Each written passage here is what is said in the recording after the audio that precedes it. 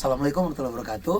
Siapa yang pernah pusing ngelihat orang yang kepengen dia ubah nggak berubah-ubah? Sejatinya kita tidak bisa merubah siapapun, karena perubahan itu tergantung dirinya dan atas izin Tuhan. Nabi Ibrahim tidak bisa merubah ayahnya. Nabi Nuh tidak bisa merubah anaknya. Nabi Lut tidak bisa merubah istrinya. Dan istri Fir'aun tidak bisa merubah suaminya. Dan Nabi Muhammad Rasulullah tidak bisa merubah pamannya. Jadi perubahan itu tidak bisa dipaksakan. Kita hanya bisa melakukan 5 hal.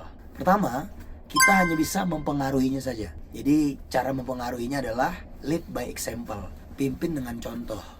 Kalau kita bisa memberi contoh, maka lama-lama kita akan menginfluence orang yang kepengen kita ubah. Yang kedua, kita harus belajar.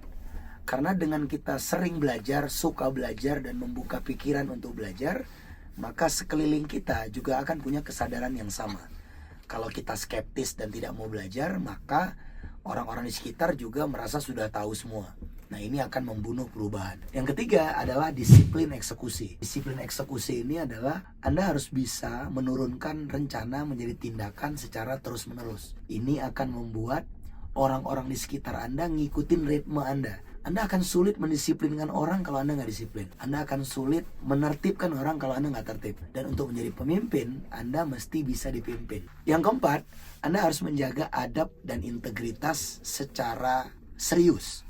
Karena agak sulit untuk membuat orang percaya dengan Anda kalau Anda tidak bisa dipercaya. Jadi trust is the fundamental strategy agar Anda bisa merubah orang atau circle Anda. Dan yang terakhir adalah perluas circle baru Anda. Karena kalau Anda ingin merubah satu orang dan dia tidak berubah, Anda akan kecewa. Tapi kalau Anda punya aliran orang baru yang banyak, Anda bisa meninggalkan dia kapanpun dan Anda fokus kepada orang-orang baru itu.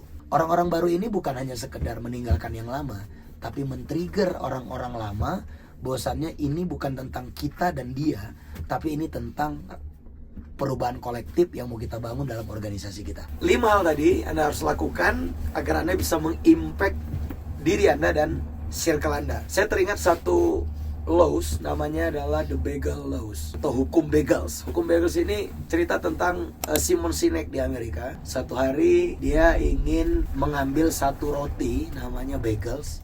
Roti ini gratis. Kemudian diantri untuk mendapatkan roti. Kemudian temannya diajak nggak mau. Kemudian antriannya terlalu panjang. It's too long katanya, terlalu panjang. Ayo kita antri, bagelnya bagus. Aku mau makan roti. Dan temannya bilang, jangan terlalu lama, antriannya panjang. Dari situ kita belajar, ketika Anda fokus kepada apa yang Anda inginkan, sejatinya Anda akan menemukan jalan. Dan orang-orang yang tidak fokus, tidak akan menemukan jalan. Orang yang fokus mencari bagels dan ngantri, itu akan dapat. Karena dia memilihnya. Orang yang tidak memilihnya akan menemukan alasan, akan menemukan alternatif lain untuk menutupi ketidakinginannya itu. Jadi Anda yang ingin mengimpact orang lain, upayakan berasal dari dalam diri Anda sendiri. Terima kasih. 5 hal tadi semoga bermanfaat. Wassalamualaikum warahmatullahi wabarakatuh. Thank you.